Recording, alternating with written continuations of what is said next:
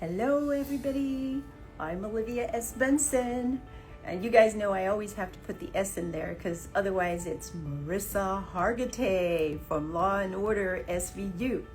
But today I wanted to go live because it's Women's History Month and I have a whole bunch of different posts out there talking about serious issues with regards to women in the world. There's a post coming out about an apology from the Pope. There's a post with regards to Jimmy Carter's resignation from the Southern Baptist Convention because of their refusal to change the way that women are treated. And there are some other very interesting posts. If they're not out already, they will be shortly.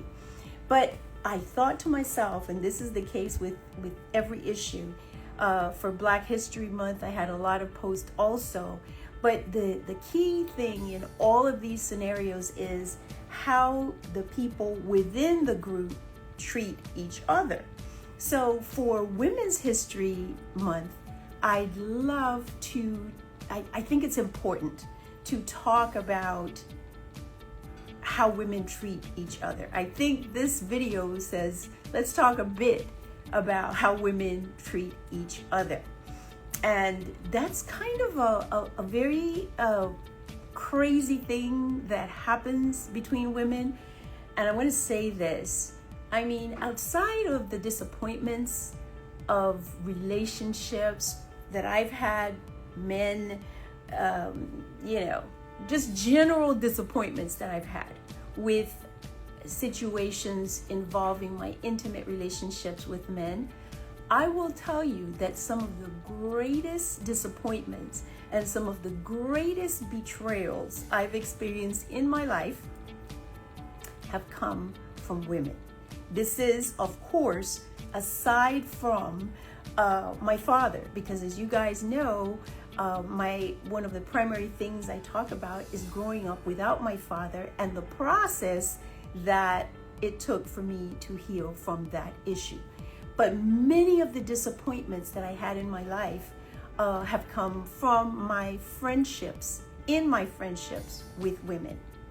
Now, before I go into that any further, I do want to take a minute and say that some of the advancements that I've made in my life have come as a result of women who have helped me.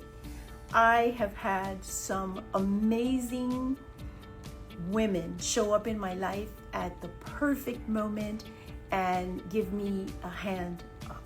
And there's a story I want to tell, and maybe somebody knows this person. Her name is Coriss. And this happened many, many years ago. I was looking for a job and I went to the place that I was supposed to go to. And when I showed up, the lady, basically, she didn't know I was Black.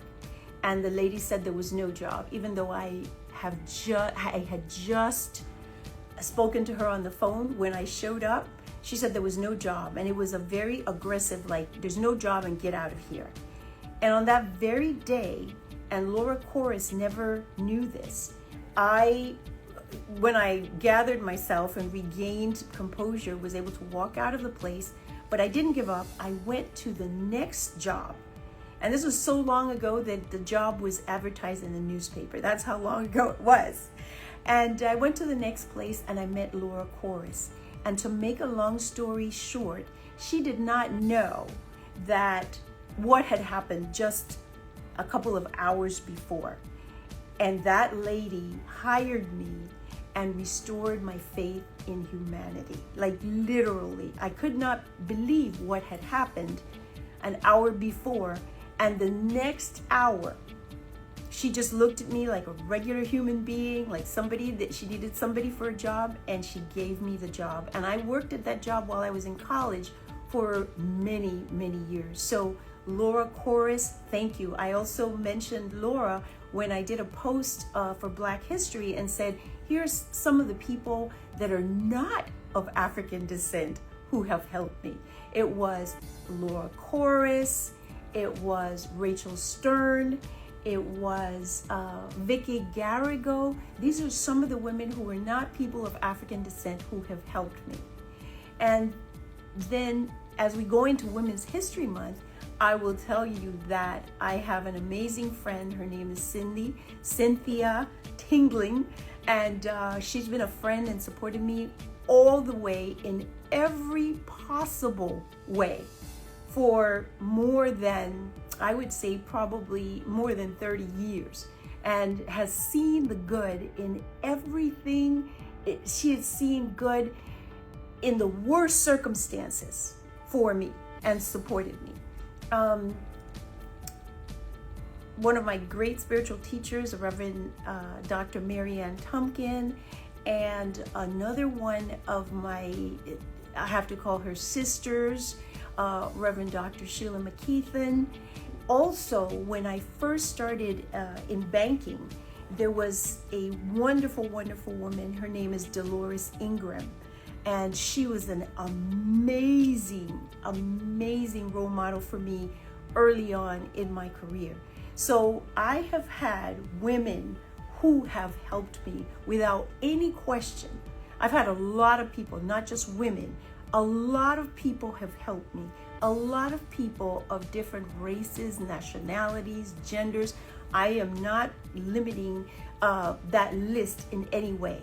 And even the people that I mention here are just part of the people, some of the people, not part, but some of the people who really helped me.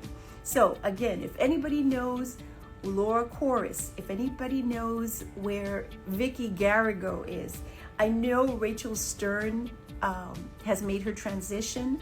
The Reverend Dr. Mary Tumpkin has made her transition. Reverend Sheila McKeithen, of course, is alive and kicking. And Delores Ingram is also alive and kicking. So if anybody knows those people, please know these were people who helped me along the way. Now, there is, and in the post, if you haven't seen any of them yet, there's a chapter in this book, Answers from Within, and it's called Man's Inhumanity to Women, to Woman. Let me read that correctly. Man's Inhumanity to Woman. It's chapter 6. And the themes for many of the posts that I've made for Women's History Month are coming out of this book. And we've spent a lot of time, and I've spent a lot of time in the post talking about, the history of how men have oppressed women. There's no question about it. There's an apology, kind of a weird apology from Pope John Paul II. It's been around for a long time. It's kind of very superficial, but it shows that the Catholic Church, anyway, recognized that it had done terrible things to women over the centuries. So we know what men have done. And today what I want to talk about is how women treat each other, because I think that that's part of the solution. If we're going to grow, if we're going to evolve, if we're going to have a more balanced society between men and women, then women also are responsible for making sure that they treat each other with respect. And the classic example, and I mean, what I'm going to say here is no news, but the classic example that shows how women do not respect each other in some circumstances is the situation or the response when a woman finds out that her male mate is cheating. It is the most incredible thing to watch a woman encounter her husband or her boyfriend or whoever it might be. I'm going to wave here at a couple of people that are on the live. To encounter her boyfriend cheating, and instead of engaging with him, decide that she's going to fight with the other woman.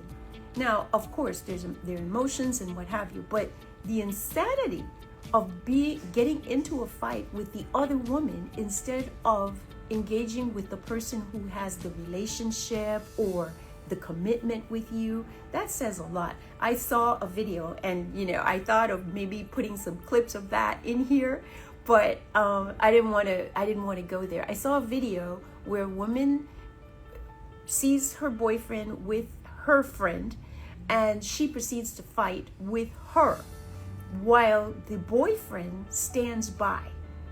Now, you've seen those, I'm sure if you've been around for a while, you've seen them where the woman is fighting with, in quotations, the other woman, and the boyfriend is just standing there. The woman who's being betrayed is not fighting with him. I don't know if it's because she perceives that he is stronger and so she couldn't fight him, or whatever the case might be. But at no time, he is not defending either of them. He's on the sidelines. And that tells you everything about what is wrong with the picture. Now, there are many other scenarios in which I've seen women betray other women. Even as something as simple as, I see it in a generational pattern. There's some women who are of a prior generation, and their daughters have made advancements that they weren't able to make. And from time to time, there are many mothers who are happy and supportive and, the whole 9 yards. But from time to time, I see mothers who are jealous of their daughters. And that is very sad, because the issue and the position should be, at least it would be my position, that please go where I wasn't able to go. And of course, there's sadness because you weren't able to go as far as you wanted to, but the bottom line is that your daughter is now able to go. Another thing that I see, and I used to think it was either a Latin or a Caribbean kind of thing, where mothers would enable their sons in a very negative way, to the extent that, for example, if you had a cheating husband and now you have a son, and your son became a cheater, rather than discourage that behavior to help your daughter-in-law, you would facilitate and enable it because it happened to you.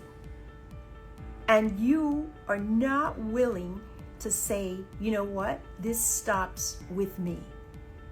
There is no way that you as a woman should be in a position where you would allow, in this day and age, I mean, generations ago, it was what it was. But in this day and age, we know better. And just because it happened to you doesn't mean that you should, support it happening to other women. Another thing that happens is a mother will have expectations of her daughter and put responsibility on her daughter and make demands on her daughter, and not have any such demands of her son. She loves him. Not sure how to turn on reactions, but anyway, they basically are perfect. As a woman, you're the mother and you have a son and a daughter, and you, in this day and age, put a lot of responsibility on your daughter and basically allow your son not to have that same level of responsibility. You don't make demands, and this is obviously not everyone. And as a mother, if you, by the way, had been in that position before, certainly we would expect that you would change in this modern day, where you would say to your son, I can make demands of you. You can be a respectable man, even if your father wasn't respectable, and even if I suffered, because of the things that your father did to me. I have been in scenarios, in professional scenarios, many. I'm changing the line now, the line of conversation about what I've seen. I've been in professional scenarios where I've seen some women say, I don't want to work with another woman. And I have been in professional scenarios where the men treat the women badly, and a woman would rather be treated badly by a male than a female. It is beyond comprehension. So the question is, how is it possible for you to expect that, males are going to respect women when women maintain these kinds of positions? And then I find, for example, that women will argue about things that really should matter. If I'm a woman and I've decided that I want to be a professional, okay, I want to be a professional. That's that. And if I'm a woman and I've decided that I want to be a homemaker, okay, you want to be a homemaker. You want to be primarily responsible for your home. Now, women will fight about which one is right. There's no fight about what's right. Every person has a right to make decisions about how they live their life and what's important to them. And so the idea of women just setting up reasons to argue and fight unnecessarily, and reasons to kind of tear each other down, is part of the problem. So as we celebrate Women's History Month, I want to thank all the people, and I'm going to mention their names again: Cynthia Tingling, Laura Coriss, Vicky Garrigo, Rachel Stern, Reverend Mary Tumpkin, Reverend Dr. Sheila McKeithen, Delores Ingram. These are some of the women that really have made a difference in my life. And I want to say that as we move forward, as we move into an era where we seek balance between the male energy and the female energy, it is also important that women learn how to support each other. It doesn't always have to be petty. It doesn't always have to be about jealousy. It doesn't have to be about who is prettier and who is uglier and whatever the story might be. Those are minor details. The thing is who we are, all as children of the divine, and the work that we're here to do in the world. And again, I'm Olivia S. Benson, and this book, Answers from Within, A Spiritual Guide for Finding Answers to Work-Life Issues, has the chapter, Man's Inhumanity to Woman. And it is true. But at the same time, women have been and can be pretty inhumane to each other. If you are new here, please check out my Instagram account, the post for Women's History Month. Also, I'm on YouTube. My website is oliviasbenson.com, and I am on Facebook, TikTok, X, and every other place that you're supposed to be if you have something to say. So until next time, take care. Bye.